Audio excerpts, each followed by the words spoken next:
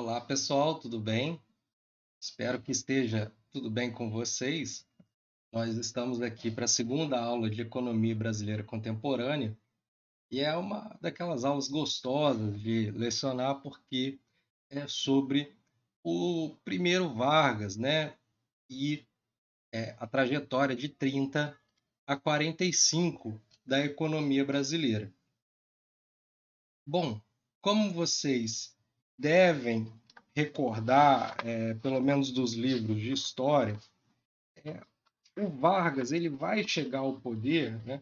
Primeiro, né, você vai ter um contexto de crise, né, global, né, a crise de 29, e por outro lado, no Brasil, você vai ter os problemas da Primeira República e a Revolução de 30, né, que leva Vargas ao poder. Bom, nesse sentido, é bom retomar também que um dos motivos pelo qual, né, nós estamos iniciando esse curso pelo Vargas, muitos já tiveram contato com o Vargas a partir do processo de industrialização e formação econômica do Brasil, mas mesmo assim, né, nós vamos retomar todos os elementos que vão explicar o período de 30 a 70, para ser mais preciso, né? O período no qual o Brasil passa por uma fase desenvolvimentista, seja uma fase tranquila, né, como foi esse começo no qual o Brasil se industrializa bem, seja pela fase da necessidade da indústria de base, seja pela fase difícil, quando esse modelo começa a mostrar sinais de esgotamento. É por isso que a gente começa com Vargas, né? Ele faz parte desse processo completo do período desenvolvimentista e do período de consolidação, né, da industrialização brasileira e dessa mentalidade de desenvolvimento com uma relação, né, mais afim em capitalismo com o Estado. Perfeito? Dito isso, é bom trazer também um pouco do contexto da crise de 29. O que acontece? A crise de 29 ela vai ser uma espécie de marco para o capitalismo global, não só pela profundidade da crise, né? O Fernando Matos ele vai acentuar muito isso aqui no texto dele, mas tem um outro aspecto que eu acho interessante de trazer, que é uma dimensão psicológica também, né, para as pessoas, de que, de que aquela ideia liberal voltada particularmente para o comércio exterior, a política econômica sendo conduzida voltada para uma visão liberal do comércio exterior, ela passa a fazer menos sentido. Ela passa a, a perder seu significado na medida em que, com a crise de 29, os países que tinham, por exemplo, uma atividade primária exportadora, uma agricultura exportadora, como era o caso do Brasil e a economia cafeeira, passam a não encontrar mercados para os seus produtos. E desse modo, então, a gente está com um problema. Se, se eu sigo aquilo que tem sido ensinado desde Ricardo sobre o liberalismo, Smith e Ricardo, sobre o liberalismo econômico, de que, né, o Brasil ele tem condições, né, pela sua herança colonial, durante a sua fase agora capitalista, sua fase independente como uma nação, ele sendo mais produtivo, né, na atividade cafeeira, e ele não encontra esses mercados, você começa a entender que a economia brasileira voltada para fora, ela vai sempre depender do resultado da economia do resto do mundo para crescer, né? A nossa economia ela vai ter sempre uma vulnerabilidade com relação ao crescimento do resto da economia do mundo, que também tem seus limites, né? Então, desse modo, a economia cafeeira ela ia bem quando o mundo estava crescendo, quando o processo de desenvolvimento dos países centrais estava acontecendo, estava tendo seu sucesso. E, por outro lado, quando a gente tem uma crise sistêmica muito grande, né, como foi a crise de 29, uma crise global, você encontra gargalos, problemas, e começa a ter um diagnóstico de que nós devemos olhar para dentro, nós devemos fortalecer a nossa economia interna e, principalmente, industrializar, né? É a partir disso que você tem uma certa mudança de mentalidade sobre o pensamento econômico brasileiro, né? Você passa a deixar de olhar, né, para o comércio exterior daquela forma, o Brasil é um grande monopolista que vende o café do mundo, e passa a entender a importância de também se desenvolver internamente para atividades industriais, se modernizar, né? A ideia de modernização ela vai estar associada a essa primeira metade do século XX, né? Lembrem também, né, durante o período da Nova República você já vê essas ideias de modernização. O Rio de Janeiro mesmo, né, ele vai se modernizar durante esse período. Você vai ter uma espécie de grande transformação na configuração da estrutura econômica brasileira durante esse período. É o período de grandes transformações, primeira metade do século XX.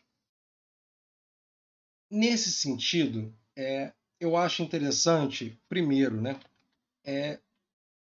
entender que essa mentalidade mudou. E o Vargas ele vai simbolizar essa mudança de mentalidade. Tem um livro que a gente não vai usar como uma referência básica do curso, eu nem coloquei nas referências bibliográficas, mas que é muito interessante para quem quer se aprofundar no tema, que é esse livro aqui. Vou fazer um merchanzinho dele, né? Deixa eu colocar aqui na luz, né, para não ficar. Sônia Draib, Rumos e Metamorfoses, Estado e Industrialização no Brasil, de 30 a 60. Esse livro ele vai trazer, ele vai dar uma explicação para os rumos da história na medida em que você tem essa inflexão de mentalidade, que você pensa na necessidade de industrializar o Brasil. E principalmente centralizando a questão no Estado, na forma como as instituições consolidam e desenvolvem esse processo. Bom, a gente vai entrar em mais detalhes sobre isso. Eu vou citar algumas passagens desse livro, direto ou indiretamente, nessa aula, porque, embora não seja um livro que dá para fazer esse tipo de acompanhamento, né, para a aula, porque ele vai entrar em detalhes de outras coisas, ele traz algumas informações interessantes para quem quer se aprofundar no tema. Então, por isso, eu estou recomendando. Por outro lado, a gente fala que o mundo está uma porcaria, né? Fala, tá, a crise de 29, o cenário global, o setor externo, principalmente, vai estar muito problemático. Por outro lado, internamente, você vai ter uma crise no balanço de pagamentos e fugas de capitais.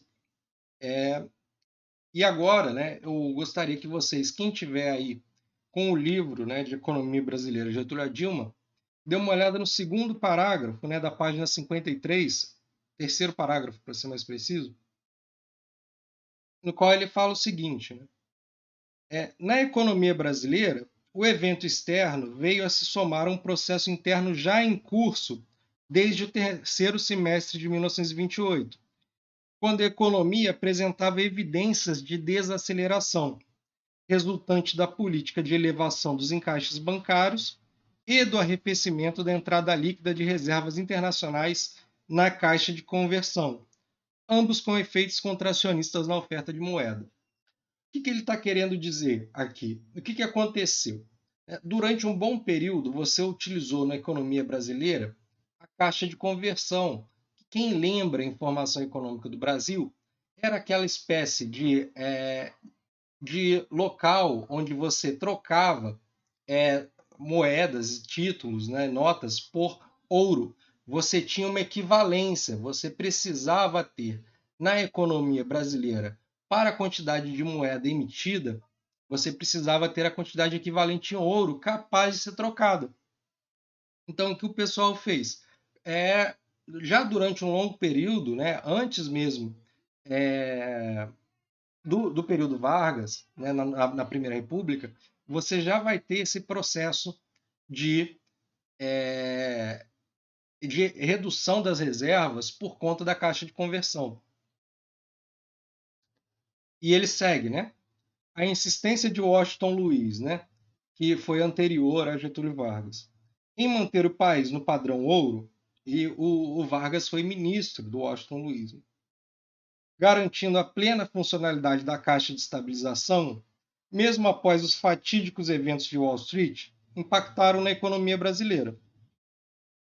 Deixou aberta a principal artéria por onde sangravam as reservas do país. No final de 29, o Brasil dispunha, entre ouro e outros ativos estrangeiros, pouco mais de 173 milhões de dólares em reservas. Um ano após, né, em 1930, não mais que 40 milhões de dólares permaneciam em caixa. Percebam a queda expressiva das reservas. E foram extremos os efeitos da fuga de capitais e da contração do comércio na base monetária e no sistema creditício. O que acontece, né? Você tem um movimento, você tem uma crise, né? E uma crise econômica que o centro vai ser nos Estados Unidos, a crise de 29, mas que vai se espalhar pelo mundo, né? Vai ser a primeira crise com características predominantemente globais. As pessoas elas vão começar a reter o ouro, a libra, e principalmente, né, os que investiam no Brasil vão retirar esses recursos. Como o Brasil viabilizou permanecendo no padrão ouro durante esse período, o Brasil viu uma destruição dessas moedas, né, do seu estoque de reservas. E, desse modo, o Brasil acabou enfrentando uma crise no balanço de pagamentos e tendo uma forte fuga de capitais. É nesse contexto que o Vargas ele vai aparecer imediatamente como uma figura que poderia, né, resolver esse problema dessa crise interna também. Né? A gente vai falar da crise externa, mas os efeitos dela internamente são até mais relevantes para o nosso objeto de estudo. Perfeito? Bom, o Matos ele vai continuar, né, seguindo nessa exposição, contando um pouco sobre o movimento, né, dessa política monetária durante o período, no final do período Washington Luiz e do governo, no começo do governo Vargas. É bem interessante, né? Acompanhe, mas de todo modo, a necessidade de uma resposta política à crise de 29 e à crise interna do Brasil era o que o Brasil se mostrava naquele momento. Né? Você precisava de ter uma modificação efetiva na política econômica e também reformas institucionais durante um período de crise externa e também interna. Né?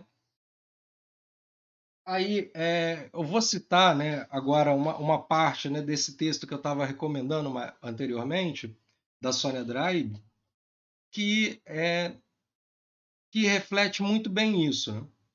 Né? Que é o seguinte, né? Durante essa etapa de constituição do capitalismo industrial no Brasil e também do Estado capitalista brasileiro, você tem junto, né, simultaneamente, num curto período histórico, as múltiplas faces de um processo que organiza as estruturas de um Estado-nação e de um Estado capitalista, né? Porque você vai ter esses dois movimentos ao mesmo tempo, né? Um Estado também que vai se unir, né? Vai se consolidar como uma ideia de nacional, formando um Estado-nação, e por outro lado também se tornando efetivamente capitalista no seu sentido mais industrial. E desse modo, né, essa junção vai incorporar, vai necessitar, vai precisar crescentemente ao longo desse período de 30 a 45 de aparelhos regulatórios e determinadas peculiaridades intervencionistas que vão estabelecer um suporte ativo ao avanço da acumulação industrial. Ou seja, né, em outros termos, o Brasil ele precisava de uma reconfiguração à luz do que foi, né, olhando hoje para o passado, o Brasil naquele momento se apresentava com uma necessidade de mudanças na sua estrutura para consolidar um Estado nacional e um Estado capitalista ao mesmo tempo. E é nesse sentido que o governo Vargas aparece, né, como uma solução, né, que vai também modificar a política econômica e vai mudar instituições. Né? E a gente vai falar de muitas instituições mais adiante, durante a aula. De todo modo, é fundamental perceber, né, que esse período de 30 a 45 ele vai ser marcado como um período de criação das estruturas do Estado, né? Que vai permitir vai tornar possível que se elaborem políticas econômicas de caráter nacional, né? E desse modo intervir diretamente na economia com uma forma bem específica, de um modo bem específico. Perfeito? Então, essa espécie de introdução que a gente está fazendo aqui para o governo Vargas, para esse primeiro governo Vargas, ela é marcada pelo quê? A inflexão, gente. Pensem nisso, né? O governo Vargas ele vai representar uma inflexão na trajetória da história da economia brasileira, num novo sentido, tanto do Estado Nacional como do Estado capitalista. Perfeito? E é isso que eu quero que vocês firmem bastante. Agora, nós entramos efetivamente nos detalhes desse período de 30 a 45. Primeira coisa, vocês podem pegar lá o livro da Ordem do Progresso, ou vocês podem pegar o Economia Brasileira de Getúlio a Dilma, que vocês vão perceber que tem uma divisão muito semelhante do governo do Vargas. Primeira fase do governo Vargas, o governo provisório, que vai de 30 a 34. A segunda fase, o governo constitucionalista, de 34 a 37, e o Estado Novo, de 37 a 45. Qual que é o ponto? Ah, tá, professor, essa é a divisão exata do que aconteceu na história. A condução da economia nesses três períodos vai ser distinta também. Você vai ter características próprias, aspectos próprios em cada uma das fases. Então, essa divisão ela também faz sentido quando a gente está falando do governo Vargas para a análise do período dos diferentes momentos econômicos do Brasil. O governo provisório ele vai ter determinadas características que, por exemplo, no Estado Novo vão ser bem distintas. Às vezes você vai encontrar um fio de ideias que se aproximam a alguma coisa, né? Que tem uma cadeia causal, né? Ligando o passado ao presente. Mas você vai ter diferenças e particularidades nessa condução. Principalmente porque no governo provisório, o Vargas ele não chega exatamente com um projeto, né? O Vargas ele assume, é claro, ele sabe que tem que ser o protagonista ali das mudanças, mas ele não imediatamente vai fazer mudanças expressivas na economia que já estava ali em andamento. Perfeito?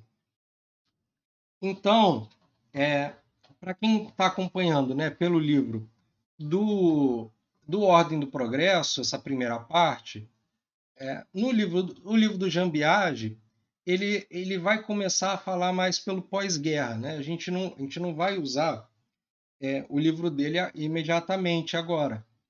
Mas, por outro lado, no Ordem do Progresso, quem for lá no capítulo 3, né, que é escrito pelo próprio Marcelo de Paiva Abreu, o organizador do livro, vai encontrar também, né, essa separação dos temas pelo governo provisório, pelo governo constitucionalista e pelo Estado Novo. No Economia Brasileira de Getúlio Dilma, vocês podem ir lá na página 60, né, que ele já começa a falar do governo provisório. E agora nós também vamos entrar no governo provisório, que é esse período de 30 a 34. Perfeito?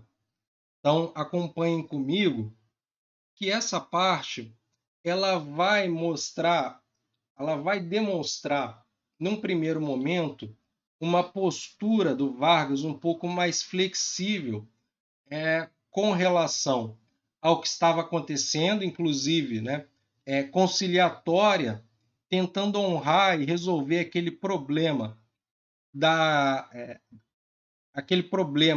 externo, da crise externa, né, brasileira,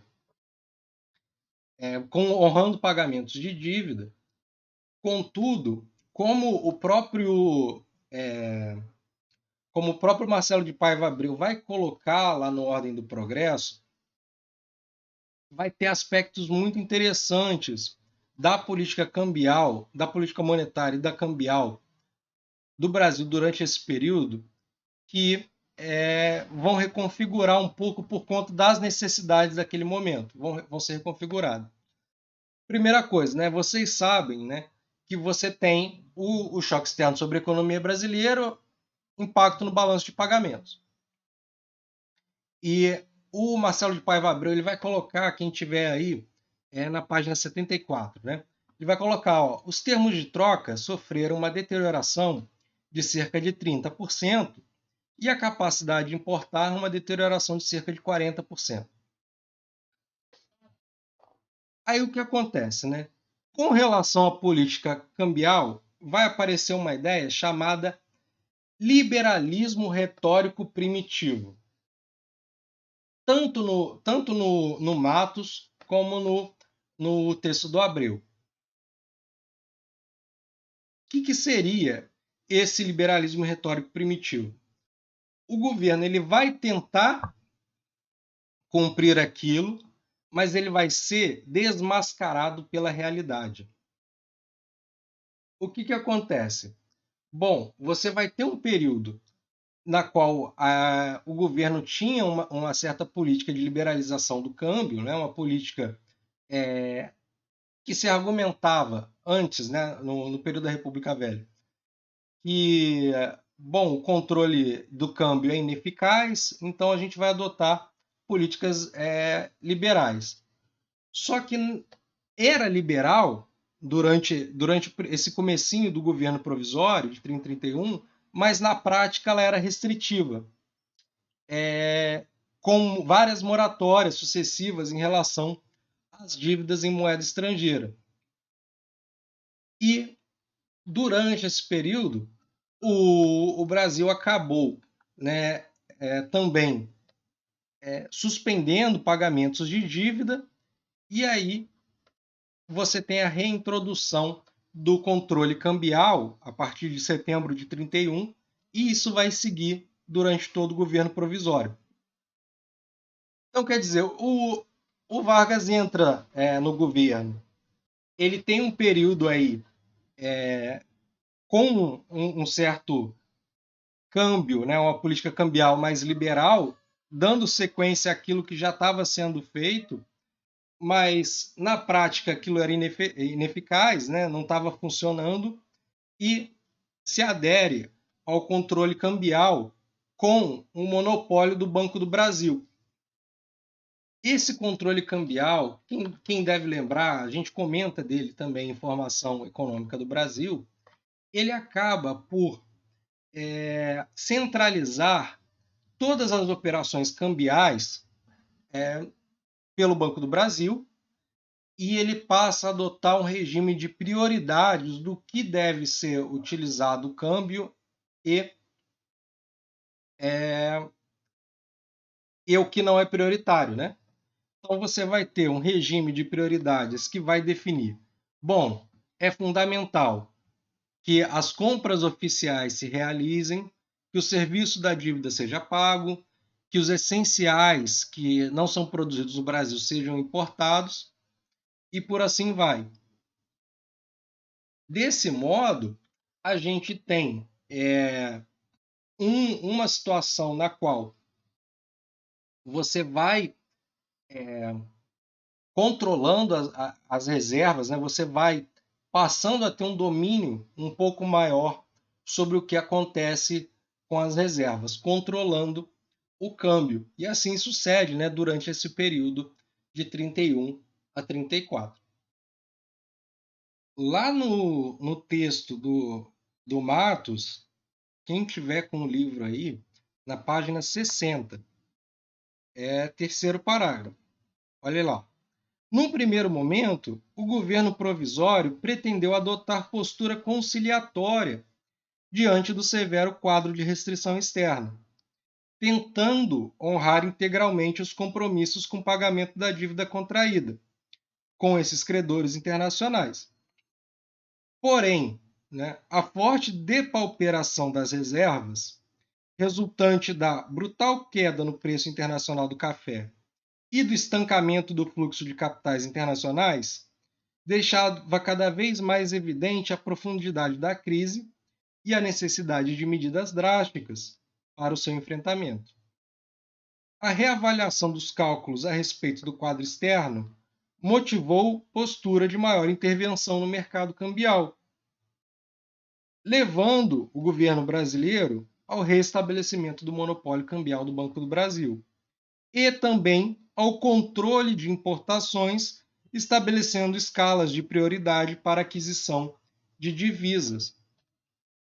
Não é? O controle de importações ele é geralmente um controle quantitativo, né? Ele vai proibir a importação de determinadas coisas. E desse modo, a gente vai, né, migrando para já características mais próprias do que vai ser, do que virá a ser, né, considerando aqui que a gente ainda vai relatar esses fenômenos, o governo Vargas. Por outro lado, é também no Vargas que a gente vai acabar falando daquela famosa política anticíclica que foi a política de valorização do café. Essa política eu tenho certeza que vocês vão lembrar, em Formação Econômica do Brasil, a gente fala dela bastante, né? É um dos momentos dentro do livro Formação Econômica do Brasil que a gente mais se dedica a entender o processo de substituição de importações. Ele vai chegar por meio dessa política. A política de valorização do café ela tem um aspecto interessante do ponto de vista do que a própria Sônia Draib vai falar. Né? Eu estou tentando trazer aos poucos, né, alguns detalhes sobre essa obra, e é muito interessante a gente perceber como também, como com o processo de industrialização, o setor cafeeiro, ou a economia agrícola, né, para ser mais genérico, ela não perde o seu peso institucional. Aquilo que a gente vai falar, no Furtado, nós temos o deslocamento do centro dinâmico, isso pode ser simbolizado com o período Vargas, né, com esse primeiro governo Vargas. Pode ser simbolizado. Porém, percebam que nesse modelo, né, de industrialização que a gente encara no Brasil, o setor agrícola ele também vai ser essencial e ele vai fazer parte desse processo, né? Ele vai ser um agente até expressivo desse processo e vai ter sim políticas vai se manter as políticas voltadas para para essa classe, né? Para essa subclasse, né? Lá na página 62, o Matos ele vai informar, né? Para além de uma política anticíclica, né, que vai envolver até a retenção dos estoques, a queima do café, que na verdade vai continuar mantendo o nível de renda da economia. Né? O governo vai comprar o café dos cafeicultores num momento de crise no qual o cenário externo não está comprando, e desse modo você tem a manutenção, né, do nível de renda da economia. Né? Você preserva o nível de renda, por outro lado, você tem um custo que é o endividamento. E a gente vai falar muito que essa política ela foi responsável pelo Brasil passar muito brevemente pela crise de 29, né? A gente depois vai falar de alguns números sobre o PIB brasileiro durante o período, e a gente vai ver que, comparado a outros países que passaram pelo mesmo processo, a economia brasileira superou rapidamente a crise de 29. Mas, bom, ele diz lá, né? Para além de uma política anticíclica, os gastos realizados com a retenção e queima dos estoques de café, ao estimularem a demanda agregada num contexto de profunda queda na capacidade de importar, estimada pelo Marcelo de Paiva Abreu em cerca de 40% de queda na capacidade de importar, mostrou-se funcional para estimular a produção doméstica, sendo especialmente benéfica à atividade industrial de baixa intensidade tecnológica. Isso é, de um lado, os gastos com a defesa do preço do café concorriam para a superação da queda da renda agregada, e do outro, as mudanças nos preços relativos da economia, que é um processo que a gente já vai falar, encarecimento das importações, redirecionavam a demanda por bens e serviços para sua efetiva consumação no mercado nacional, protegendo a produção industrial interna. É interessante porque o que a gente vai falar? Né? Agora, senta que lá vem a história. Espero que vocês estejam com o caderninho aí do lado para começar a fazer anotações, porque agora a gente vai começar a falar efetivamente de um movimento macroeconômico, ok? Eu quero que vocês pensem comigo. Bom, a renda do mundo, né? Você tem um cenário de crise. A renda do mundo está caindo, né? Pensem lá, né? A atividade econômica do mundo está caindo. Eles vão querer importar produtos do Brasil, né? O exterior quer importar produtos do Brasil? Não. Por outro lado, como também é uma crise sistêmica, aquilo que eles produziam em que o Brasil importava, aquilo que o Brasil importava dos países estrangeiros, também vai ficar nesses países. As importações do Brasil caem no período, né? Porque você vai ter uma restrição de oferta do mundo. O resto do mundo, como é uma crise global, ele vai ter uma crise também na oferta. Né? Não é só que as pessoas do mundo todo estão deixando de comprar. Não, é porque as empresas quebraram. Né? As empresas quebraram na bolsa e elas pararam de produzir da noite para o dia. A oferta está caindo também. Né? Percebam isso. Você tem um descontrole a nível global da produção. Porra, o Brasil agora ele precisa de importar produtos que ele não consome, que ele consome e ele não produz internamente. Então o que acontece? A gente tem a demanda elevada. Por quê? Né? Num cenário de crise externa. Porque a gente continuou mantendo o nível de renda da economia brasileira com a política anticíclica. A demanda da economia brasileira ela se sustentou mesmo com a queda, né? Com a queda da produção global, e você precisava, né, de algum modo, compensar isso. Bom, se você não tem os importados, com a queda na oferta desses produtos importados, e por outro lado, você também já está vivendo um processo de desvalorização cambial por conta da crise. Crise, você tem esse processo de desvalorização cambial, né? Você cria o cenário ideal para a indústria nacional, né? Os produtos importados estão caríssimos, além de limitados. A taxa de câmbio, né, está passando por um processo de desvalorização. Ou seja, os produtos estão muito caros. A produção industrial doméstica ela vai ter o seu estímulo, o seu boom, por conta disso, né? Por conta desse processo, que a gente já falou, inclusive, em Formação Econômica do Brasil. Né? Esse processo vocês conhecem. Mas aqui a gente está avaliando, é o governo Vargas, né? A gente está sendo mais específico, mais preciso no que ele estava fazendo naquele momento. Né? E é nesse sentido que você começa a ver, né, o processo de endogeneização da economia brasileira, o processo de tornar, né, a economia voltada para dentro.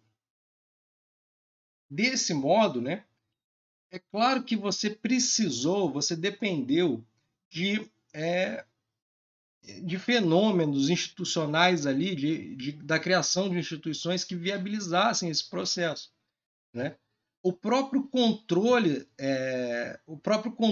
mais preciso do comércio exterior, né? A própria restrição do que é importado, da lista de prioridades e do cuidado com as reservas, criou condições favoráveis para esse crescimento industrial. Percebam, a política macro do Brasil ela começa a ser desenhada, instrumentalizada aqui, né? De uma forma bem definida. A política econômica brasileira ela é voltada para a recuperação da atividade econômica diante do quê? Do cenário de crise externa e, por outro lado, a diversificação da atividade econômica na medida em que você percebe a sua vulnerabilidade, a sua fragilidade externa. Quando você percebe que você é frágil com relação ao que o mundo está produzindo e o que o mundo está fazendo, ou seja, a sua demanda, a sua oferta de bens é basicamente comprada pelo resto do mundo, você entende que você tem que diversificar essa produção para você não ficar refém do que está acontecendo no resto do mundo. E desse modo, né, você vai ter uma gestão da política macro a partir do Vargas, e principalmente nesse primeiro período, voltada em particular para o lado da política monetária. É claro que você vai ter essa política anticíclica que vai trazer justamente esse sentido de que o Brasil vai financiar, né, tanto, primeiro, quem financiava, né, esse movimento do café era empréstimos externos. Os empréstimos externos financiavam a política do café, de valorização do café, no primeiro momento. No Vargas, você já vai ter emissão monetária, a dívida interna financiando a política de valorização do café. Dito isso, percebam, essa primeira fase do governo Vargas, ela vai ser marcada pelo desenvolvimento da política monetária de crédito no Brasil. Né? Você vai ver o Brasil tomando medidas para tornar o sistema de crédito cada vez menos reativo às condições do cenário externo. Né? A política do fechamento da Caixa de Estabilização, né? Poxa, vamos parar com essa coisa de ter equivalências aqui no Brasil, que você tem que converter imediatamente, né? E principalmente padrão ouro, né? Principalmente padrão ouro. Porque o Brasil atrasou muito em abolir esse padrão ouro, né? O Matos coloca lá na página 64, né? Ó, no primeiro parágrafo. Com o fechamento da Caixa de Estabilização, o estoque ali de ouro restante foi entregue aos cofres do Banco do Brasil, que passaria a centralizar as operações cambiais do país. A oficialização da condição monopolista do banco ocorreria um ano mais tarde, em 31. A transferência de ouro entre as duas instituições representa uma face da reestruturação do Banco do Brasil, no sentido de dotá-lo das características análogas às de um banco central. Percebam, né, gente? A gente está ao mesmo tempo, toda hora, falando de política econômica e de transformação institucional. Né? É isso que é fantástico desse período. Né? Depois que a gente chegar na década de 80, 90, a gente só vai falar do quê? Política econômica submissa e desmonte de instituições. Né? Hoje, o que eles mais gostariam, se eu pensar a política da década de 90 para cá, era o desmonte completo até da nossa Constituição. Né? Eles que eu digo, os governantes, se você pegar uma média da fase de 80 para cá, final da década de 80 para cá, desmontar, né, as instituições. E aqui você vê o governo Vargas fazendo o quê? Moldando as instituições de modo que elas passem a ser instrumentos úteis para a política econômica industrial, para a coordenação e organização da economia brasileira, como um Estado nacional. Né? Não pensem só num Estado capitalista, mas num Estado nacional. É isso que é bem interessante. Outras coisas, né? Camob. Lá no final da página 64, o Matos ele começa a falar da Caixa de Mobilização Bancária. O que é a Camob? Né? Você vai ter, né, uma série de políticas do Banco do Brasil. Né? A gente acabou de falar de uma agora, né? Como a questão do monopólio, do cambial do Banco do Brasil, transferências das reservas da Caixa de Estabilização para o Banco do Brasil. E vai existir uma série de políticas que vão envolver tanto a questão dos empréstimos, como da liquidez e dos redescontos de financiamentos, né, de dívidas, de títulos de dívidas, com o Banco do Brasil. Né? A Camob, né, vamos ler aqui o que ele fala. O objetivo da Caixa residia em promover recursos líquidos aos bancos cujas carteiras estivessem obstruídas por ativos de longo prazo e de baixa liquidez. O que é isso, né? O prestador de liquidez, um provedor verdadeiro de liquidez. O que ele faz? Pensem na seguinte situação. Imaginem um banco que ele tem uma carteira de financiamentos que ele fez, de empréstimos, de dívidas, que são de empresas pequenas, que não têm um patrimônio muito grande, e que muita gente que é de longo prazo, que é de 30 anos, 40 anos, e que eles não têm como negociar esses títulos com outros bancos para ter um capital de giro, por exemplo, para ter um capital básico dentro do banco. Não é que eles não têm recursos, eles têm ativos, mas esses ativos eles vão receber isso numa data futura. O Banco Central, para sustentar, né, hoje, né, o mercado bancário, ele está ali, né, servindo aos bancos, oferecendo, né, a partir da taxa de juros Selic. Né? Vocês conhecem isso, como funciona. O mercado interbancário, né? Você tem a taxa DI, né? Vocês fazem as transações entre bancos. E a taxa Selic, que é a taxa de referência, não só para os bancos, né? Caso eles precisem negociar diretamente com o Banco Central, porque ninguém quer pegar os ativos deles, né? Ou negociar com eles, né? Os saldos finais do dia, enfim. O Banco do Brasil está fazendo o que aqui, né? Ele está fazendo o seguinte, olha, nenhum outro banco quer te oferecer um recurso porque você está preso com esse título. Bom, nós, o Banco do Brasil, vamos assumir esse título, né? Você passa ele para a gente vê quanto que ele vale hoje e faz um redesconto, né?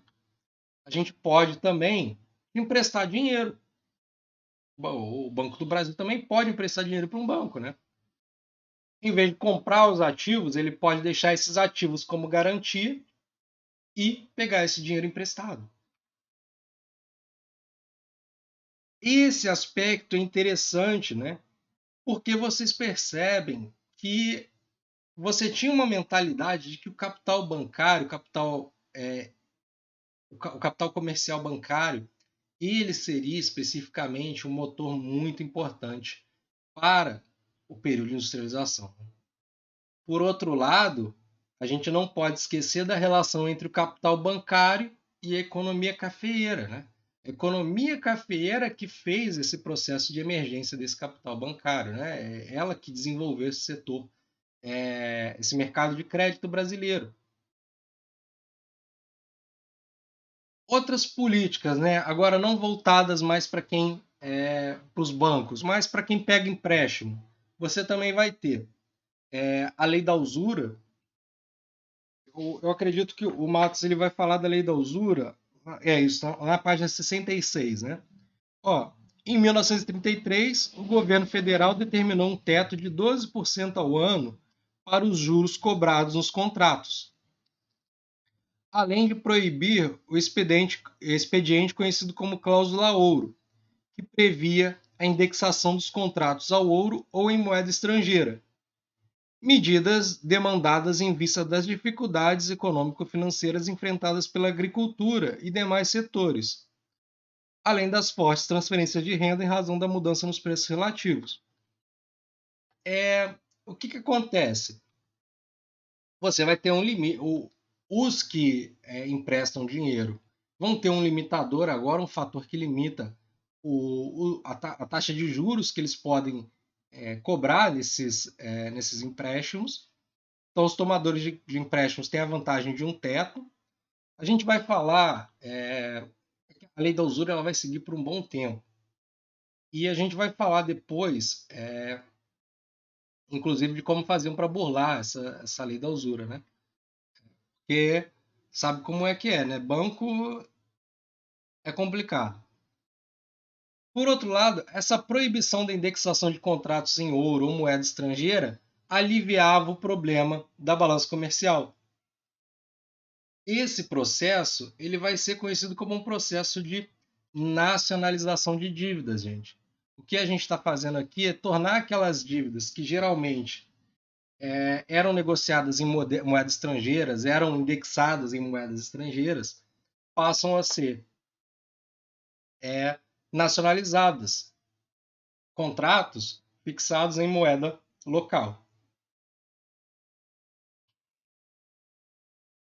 Bom, para o período, eu vou enviar para vocês uma tabelinha depois, dizendo um pouco sobre o crescimento, né, durante esse período.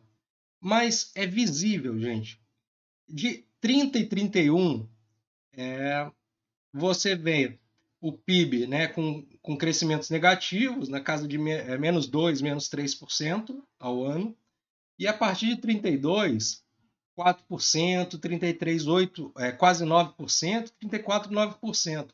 O Brasil passa a entrar numa trajetória de crescimento do PIB elevado, por outro lado, puxada pelo quê, né? Você vai ver o produto industrial em específico crescendo durante o período.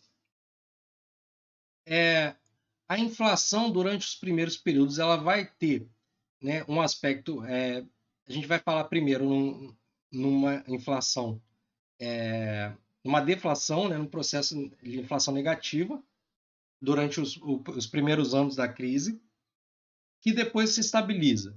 Né? Durante esse período do governo provisório, a gente não vai falar muito de inflação. A taxa de câmbio se desvaloriza durante o período, né?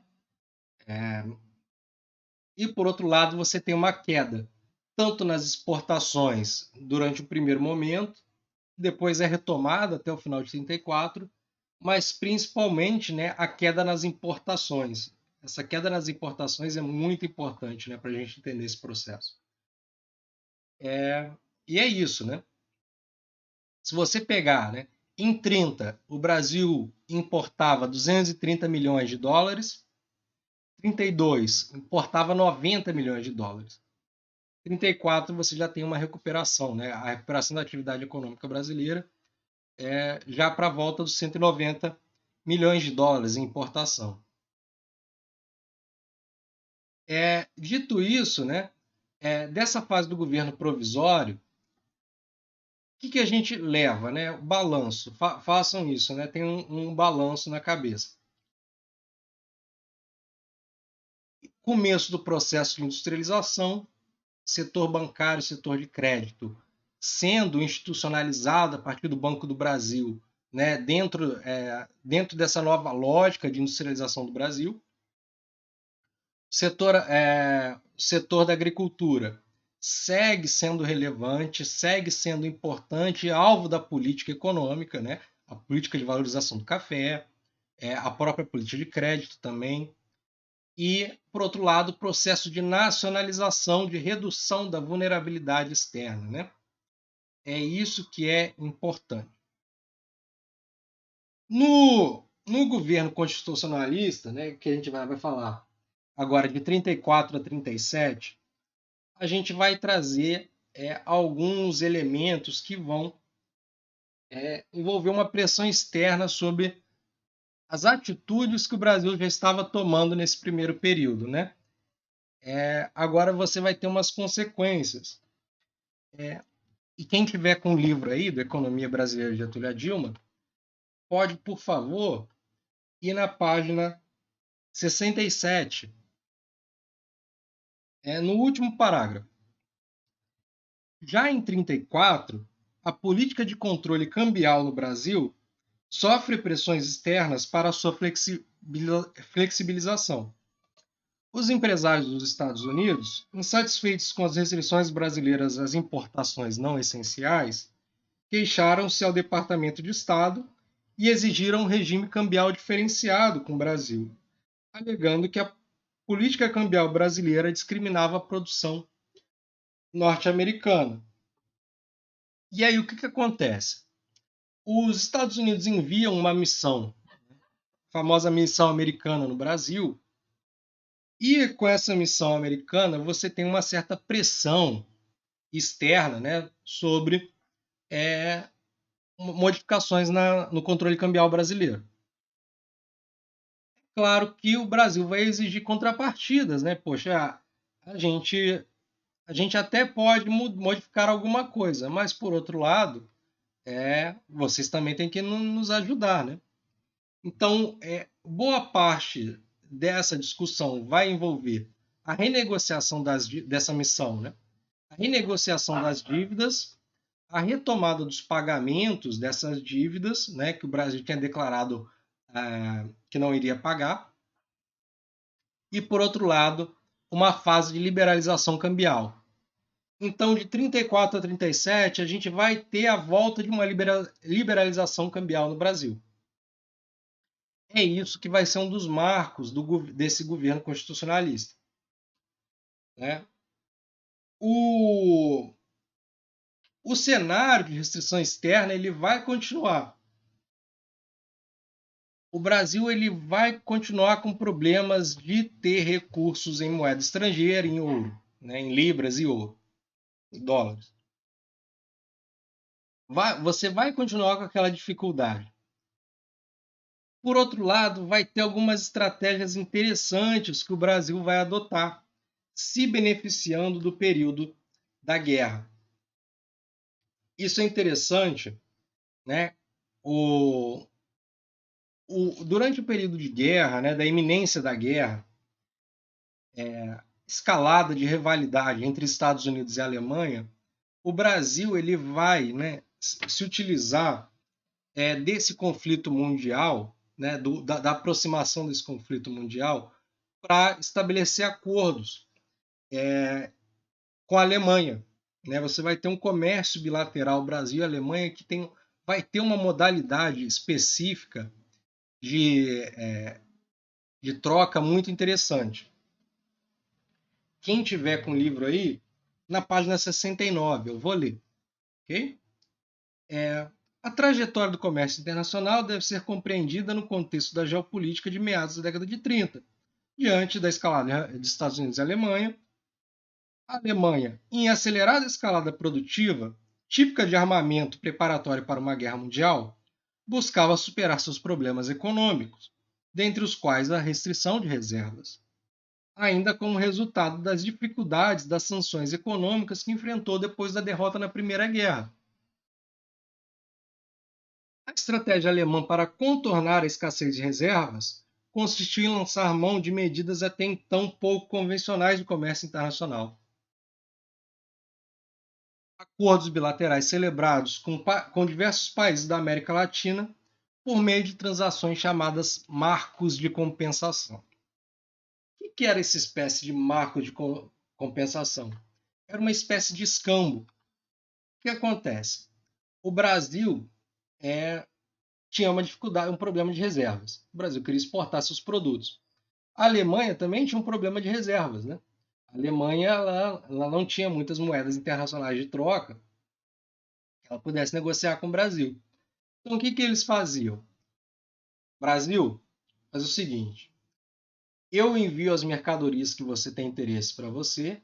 Você fala aqui o que você quer comprar, né? Tá aqui a listinha de compras do que eu quero. Então, você compra, você me fala o que você quer, a gente faz uma troca em equivalência. O que ficar de diferença nesse escambo, nessa relação, nesse acordo, a gente coloca em marcos de compensação. Ou seja, o que ficar de diferença, depois você pode pegar em outros produtos.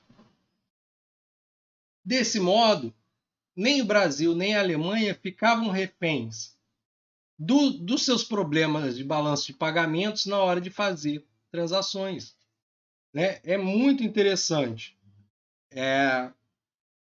Ainda que as transações fossem liquidadas em moeda inconversível, a aproximação comercial trouxe benefícios inegáveis. No plano econômico, o comércio teuto-brasileiro permitiu que o Brasil tivesse acesso ao mercado de importação alemão sem a contrapartida de moedas conversíveis, que estavam escassas no período. Na medida em que o Brasil exportava para a Alemanha produtos com difícil entrada no mercado norte-americano ou inglês, né, britânico, as relações comerciais acabaram se mostrando funcionais para a diversificação da pauta de exportações brasileira. A Alemanha chegou a ser, durante esse período, o segundo maior parceiro comercial do Brasil. Né? É interessante conhecer, saber um pouco mais sobre esse processo. Eu acho muito legal, né, falar de tudo, de toda essa estratégia que mostra também como o Brasil se envolvia nas relações exteriores durante um período iminente de guerra. Né? É muito interessante o aproveitamento estratégico da sua situação e da situação da Alemanha, né, para fazer esse tipo de transações. Né? Tem uma outra medida também que eu sempre elenco quando a gente está falando desse segundo governo, né, desse segundo período, dessa segunda fase, que é o governo constitucionalista, que é a questão da reforma tributária de 34. Quem quiser acompanhar, eu vou falar brevemente sobre ela, né, que ela está aqui o seguinte, né, na página 70, além das mudanças institucionais e das condições de expansão do comércio exterior, a reforma tributária de 34 teve papel importante na promoção da industrialização. Em primeiro lugar, por causa do caráter protecionista dessa reforma, E, posteriormente, devemos sublinhar sua contribuição para a criação de um mercado nacional, em especial ao eliminar impostos de vendas de produtos entre estados da federação. Ou seja, é interessante também falar desse período também a questão de reformas tributárias, e que essas reformas tributárias elas vão caminhar em uma direção já combatendo um pouco da autonomia de cada estado, né? Elas já vão apontar uma direção que o Brasil vai tomar, que é bem diferente, né? Durante a República Velha, a gente ainda vai falar que os estados eles eram dotados de uma certa autonomia para fazer o que quiserem. Em muitos sentidos, inclusive, pegar empréstimos, né, internacionais. O estado de São Paulo ele podia, a revelia, sem dependência dos interesses da União, tomar decisões, por exemplo, com relação a empréstimos externos. E, e essas ideias da reforma tributária de 34, elas já passam a unificar o Brasil dessa forma, abandonando essa possibilidade de federalismo que o Brasil tinha. E números, né? O Brasil, durante o período de 34 a 37, cresce bem,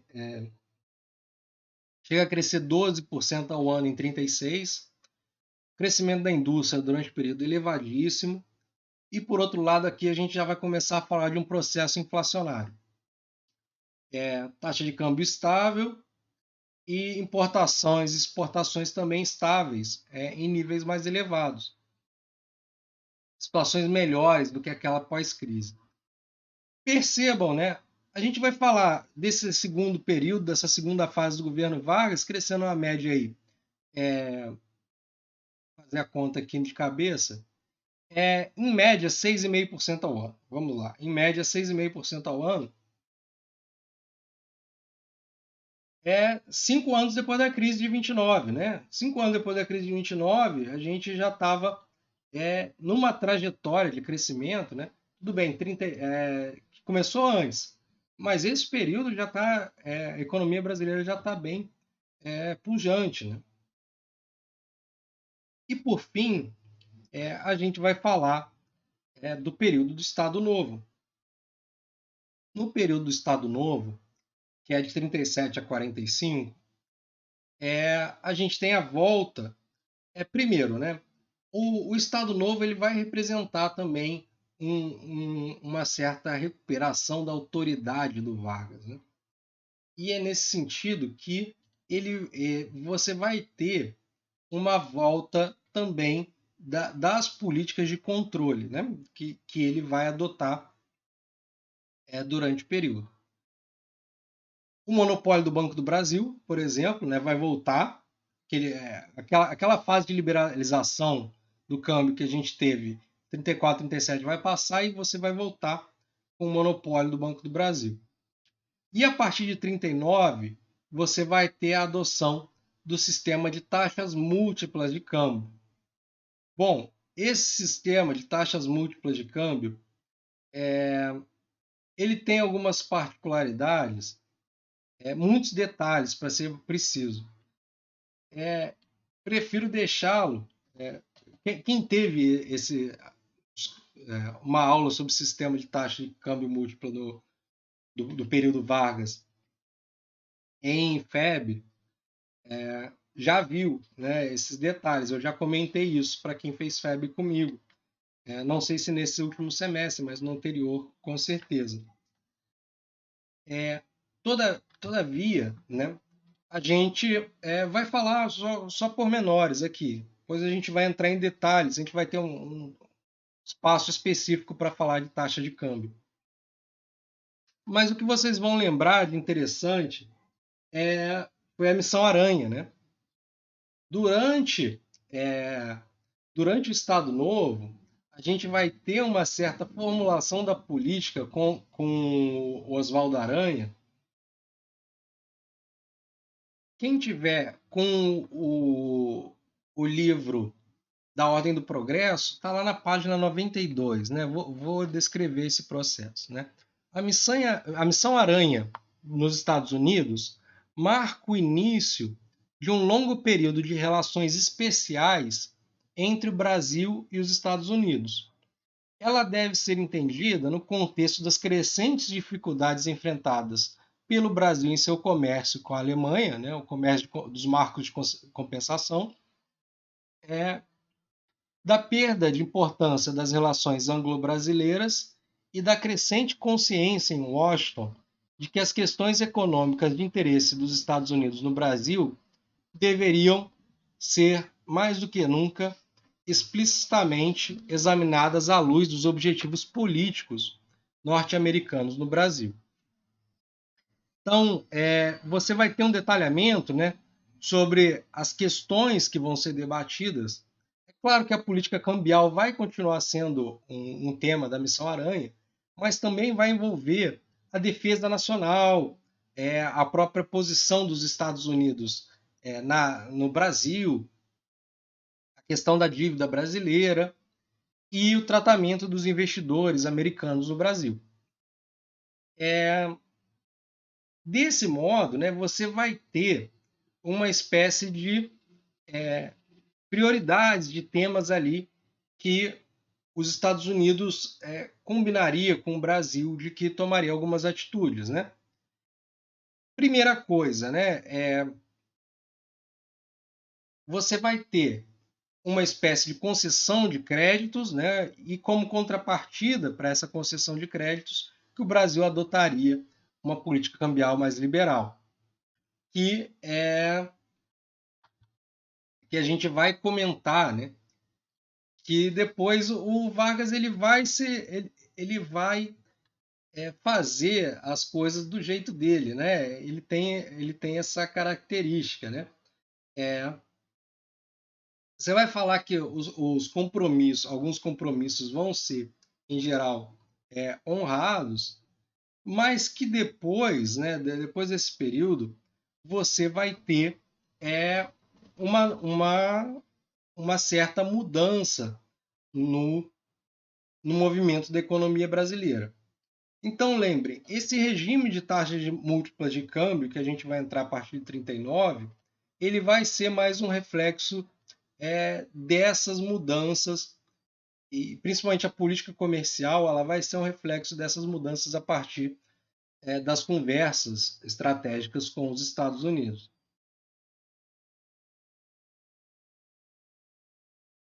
Por outro lado, né, a gente vai falar, e é aqui que vocês vão lembrar, né, quando eu comecei a aula, que eu falei, bom, a gente vai ter uma fase fácil da industrialização brasileira, sem muitos esforços, de 30 a 37.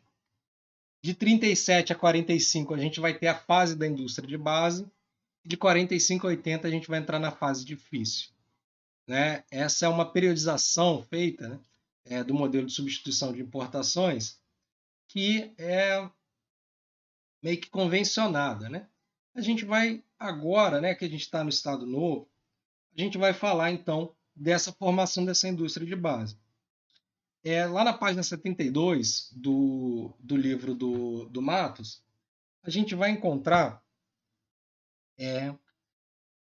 como o governo brasileiro ele vai se envolver diretamente, né, colocando no Estado, né, a produção de bens intermediários, né, o Estado produtor, as empresas estatais, o Estado que produz diretamente, né, na economia. E ele vai citar, né, é nesse contexto que o governo cria a Companhia Siderúrgica Nacional, em 1940, a Companhia Vale do Rio Doce, em 1942, a Fábrica Nacional de Motores, em 1943, a Companhia Nacional de Álcalis, em 43, a Hidrelétrica do Vale de São Francisco, em 1945, além dos institutos de pesquisa que teriam um papel fundamental para o fortalecimento do processo de industrialização por substituição de importações. O surgimento do Conselho Nacional do Petróleo, em 1938, está inserido na mesma lógica de ampliação do raio de atuação do Estado e representa o embrião do que, 15 anos depois, no segundo mandato do Vargas, viria a se tornar a Petrobras. Dessa forma, as estatais criadas atuariam como importantes fornecedoras de matérias-primas e insumos para a atividade industrial, inclusive nas fases seguintes do processo de industrialização substitutiva. Percebam, né, gente, o crescimento institucional que você tem com as empresas estatais, né? Você está criando verdadeiros órgãos, né, autarquias, sociedades públicas no governo pelo governo brasileiro, governo Vargas, para o Estado. São instituições que se consolidam e que ficam, independente do Vargas ou não, né? Independente do Vargas estar no poder ou não, com as instituições de Estado, com esses órgãos, eles fazem parte do Estado brasileiro e, desse modo, fazem parte de uma trajetória que independe de quem esteja, né? Por mais que se fale, mas tem a Petrobras hoje, sei lá, da parte privada, né? Mesmo assim, ela continua sendo uma estatal, né? É claro, algumas empresas foram totalmente privatizadas, mas mesmo assim não perderam muitos dos seus vínculos com o Estado e de certo modo ainda tem relações com o Estado, né? Relações importantes com o Estado, estratégicas, inclusive, para a economia brasileira. O próprio caso da Vale, né? A Vale, por mais que seja, que tenha seu capital privado, ela ainda representa uma parte muito expressiva da própria economia brasileira, né? Da própria balança comercial brasileira, do próprio o preço do minério, impacta toda a sua produção e também os resultados econômicos do Brasil. Então, quando a gente fala do crescimento de instituições no governo Vargas, da parte da implementação das indústrias de base, a gente está falando desse período, né? A gente está falando desse período de estatais criadas para, para fortalecer a indústria, né? Qual que é a lógica?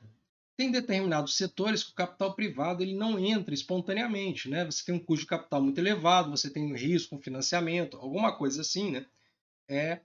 Você não tem a demanda ainda por aqueles produtos, ou seja, a demanda ela tem que aparecer depois, depois de um tempo, então você tem que ter as condições.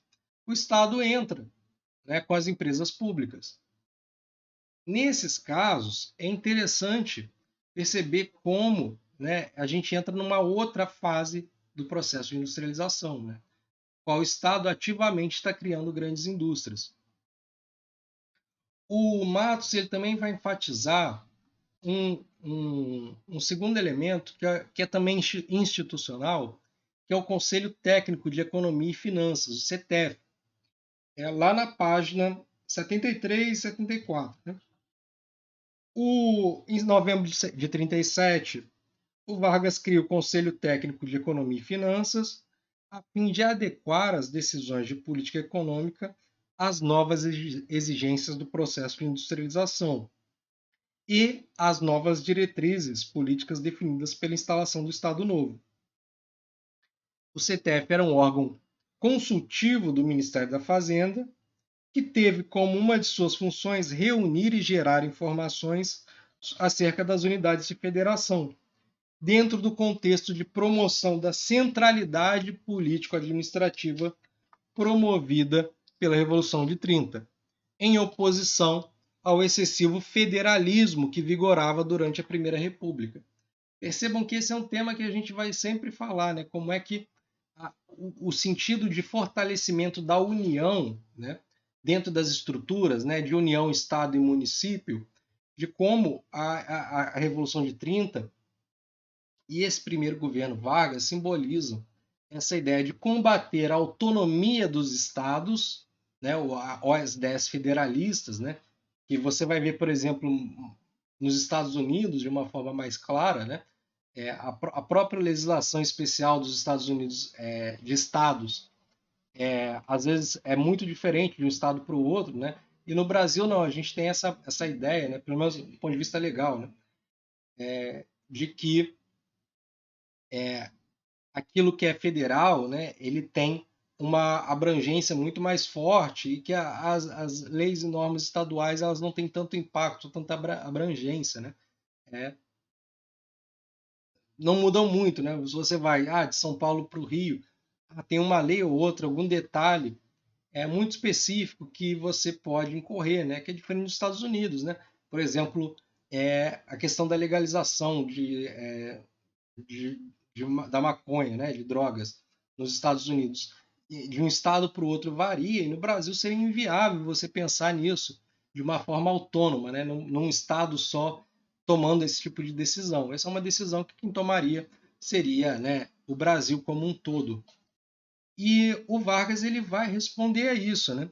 Na centralização das operações financeiras, também dos estados e municípios. Ele vai controlar, de certo modo, o processo que ocorre dentro dessas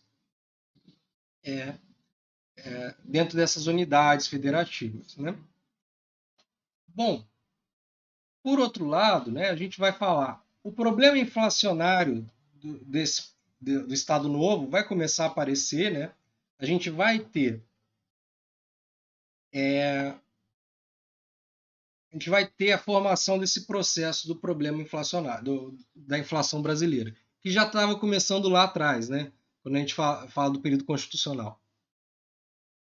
Como é que a gente coloca esse problema inflacionário macro no papel? Em primeiro lugar, a gente segue com o desequilíbrio no setor externo durante a fase final no Estado Novo. Renda com as exportações aumenta, quantidade de importações cai. A renda que antes ia para importações começa a ficar presa no mercado interno. Mesmo que você tivesse uma volta da desvalorização do câmbio, o problema ainda era a redução de bens importados que o mundo não ofertava, né? Ou seja, não era um problema que a taxa de câmbio resolveria. Não era um problema que você poderia ser compensado com o mecanismo cambial, né? O Brasil começa a ter muita renda das exportações e, por outro lado, as importações caem muito. Isso vai levar ao processo inflacionário do período.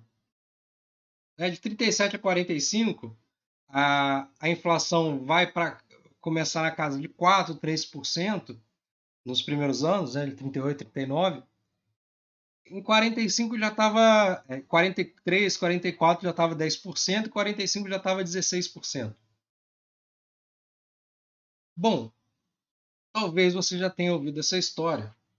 Eu sempre mudo o magnata, né, nessa hora. Já fecho o livro aqui e senta que lá vem a história. E é a forma que eu acho mais didática para explicar esse processo inflacionário do Brasil, do Estado Novo. Pensem o seguinte, né? Todo mundo conhece a cidade de Angra dos Reis ali, e tem Ilha Grande. Né? Tem Ilha Grande ali, que é uma parte turística. Né? Tem pessoas que moram ali e tem turistas que frequentam a ilha. Imaginem só que o que acontece. Né? Ilha Grande, ela tem um nível de renda qualquer. Esse nível de renda de Ilha Grande, comparado também com o que eles consomem, produzem e importam lá, determina um certo nível de preços para Ilha Grande. Né? Por exemplo, um almoço você vai pagar R$ 20, uma blusa, uma camiseta, você vai comprar ela por R$ 30, e assim vai. Uma diária no hotel, R$ 70. Você tem esse nível de preços. Agora imaginem que aconteceu um choque de renda positivo em Ilha Grande. O que é isso?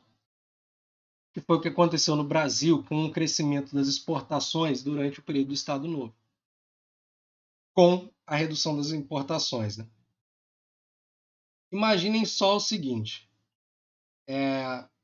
imaginem que aquele cara da Amazon, o Jeff Bezos, que gosta de ir para o espaço, né? Inventa ideia, não tem o que fazer, vai para o espaço, já está com muito dinheiro, não tem mais o que fazer com dinheiro, né? Imagina que ele visite Ilha Grande. Fala assim, poxa, já visitei o espaço, agora é minha hora de conhecer Ilha Grande. Ele vai para Ilha Grande e ele se encanta com Ilha Grande e ele fala: vou morar em Ilha Grande, não vou sair mais daqui. Ilha Grande, ela tem, vamos supor que tenha 100 pessoas ali, cada uma ganha ali um salário médio, uma renda média de 2.000, 3.000 reais por mês. A economia de Ilha Grande tinha 300 mil reais. É a renda que vinha, né, para Ilha Grande.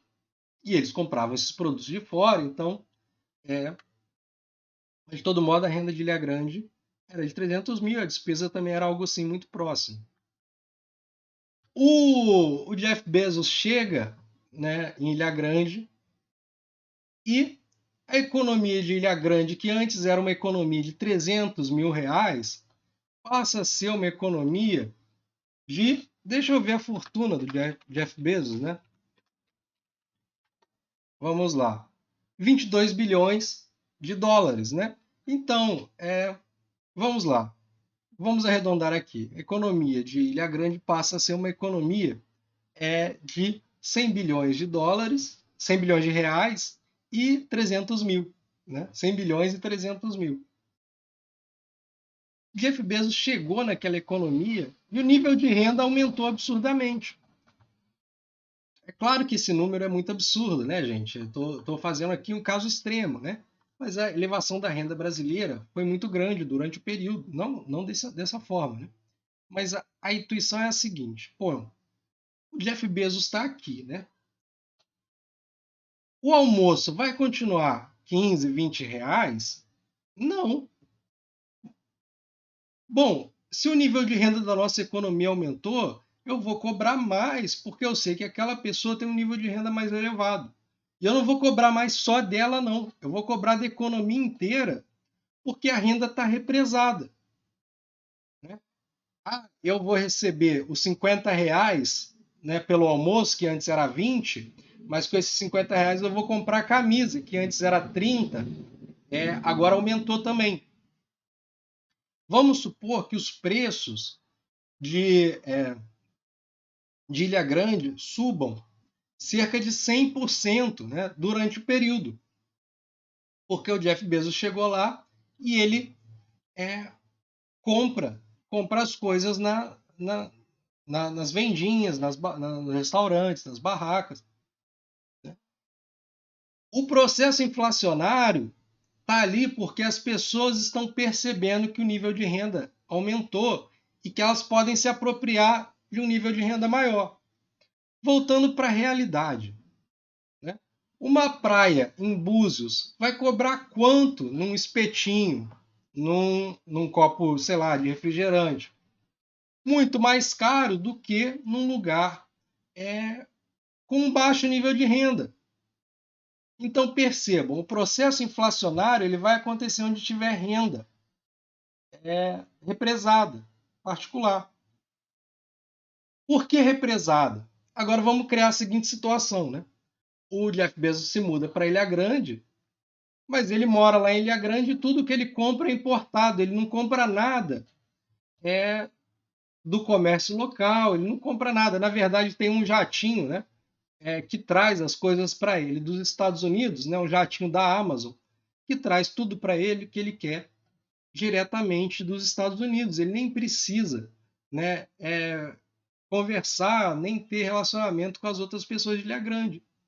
Aquela renda elevada foi totalmente gasta com importados, então ela não vai ter um impacto na renda, na inflação interna, né?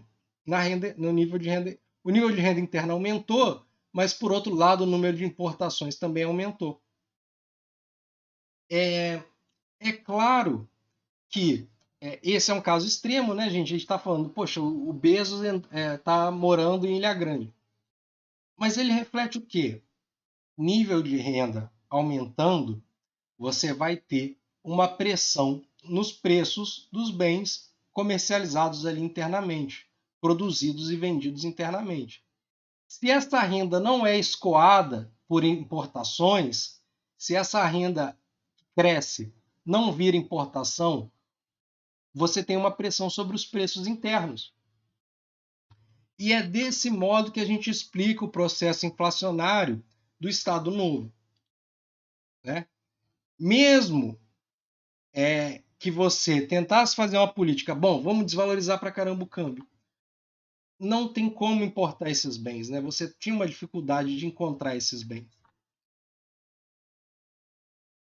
Então, resumindo, aumento da renda das exportações, redução nas exportações, nas importações. Bom, cresceu o dinheiro das pessoas, dos cafeicultores, né? Reduziu o que a gente importa. Os cafeicultores não estão conseguindo comprar os importados que antes eles compravam. O que acontece? As pessoas em volta dos cafeicultores começam a elevar os preços. Quem? Os industriais. Os industriais começam a fazer esse processo de elevação de preços. E o que acontece? Você acaba corrigindo os processos cambiais. Por quê? Antes, importar era caro e comprar internamente era barato. Com o processo inflacionário, você começa a ter uma equiparação entre os preços internacionais e os preços nacionais dos produtos. Os produtos nacionais ficando mais caros, você começa a voltar para uma posição de equilíbrio entre os preços dos bens nacionais importados, de modo que aquela política de desvalorização cambial que você teve nos períodos anteriores acaba sendo absorvida, consumida pelo processo inflacionário. Né?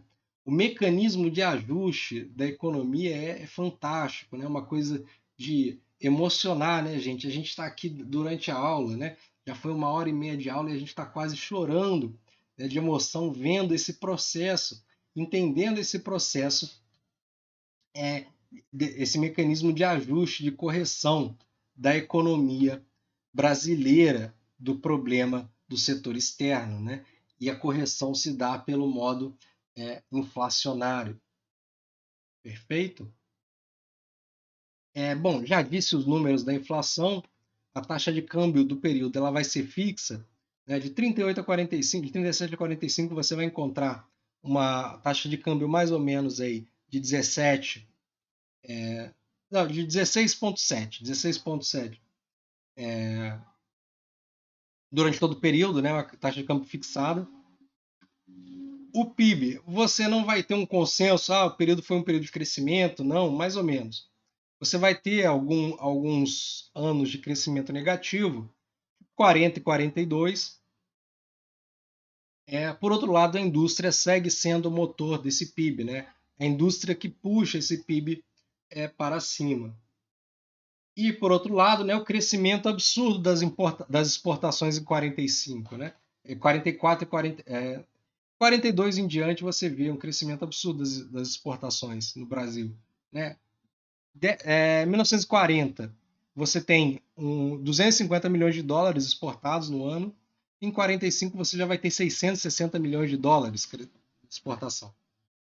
É algo fantástico.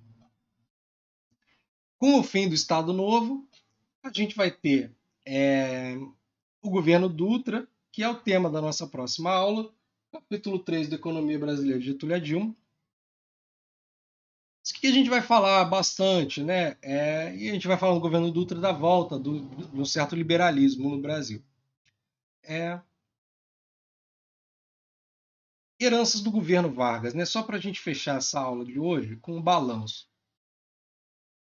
A gente vai falar, bom, institucionalmente, muitas heranças do governo Vargas ainda vão persistir até hoje, né? Primeiro, legislação social, né? A gente vai falar da classe trabalhadora tendo uma certa participação, um certo conjunto de direitos. A profissionalização da burocracia estatal, né? Uma espécie de tecnocracia é implementada no Brasil. A operação da CSN ela vai começar a aliviar a restrição externa do Brasil. Você vai ter como herança taxas de inflação elevadas e, por outro lado, você vai seguir com um problema de escassez de dólares por conta do problema de restrição externa. Bom, vamos lá. Balanço, né? Não é para dar uma nota, o governo Vargas, o primeiro governo Vargas foi nota 10, nota 8. O ponto é o seguinte, tem um legado institucional muito interessante nesse governo, né? Tem um legado institucional que até hoje deixa um certo no imaginário das pessoas que o governo Vargas, em particular esse primeiro, foi um governo de grandes transformações na forma, na vida social brasileira. De fato foi, né? De fato foi isso. Por outro lado, também é um período de transformações muito importante para o Brasil, que de um lado, a própria conjuntura demandou essas ações, né? Demandou uma certa virada de chave para o capitalismo brasileiro. Ele precisava tomar determinadas atitudes, né, para que ocorresse o crescimento da acumulação. E, por outro lado, né, você vai ter também uma persistência que a gente nem comentou tanto, né, mas que de fato você tem, que é uma certa linha, uma certa continuidade de algumas noções, ideias lógicas coloniais. Né? Primeiro, você não tem um abandono, um rompimento com a agricultura. Né? A economia agroexportadora ela ainda vai ser o grande fenômeno, né, importante para explicar boa parte desses números que a gente encontra. Por outro lado, as indústrias de base ela também vão servir a um modelo exportador. Né?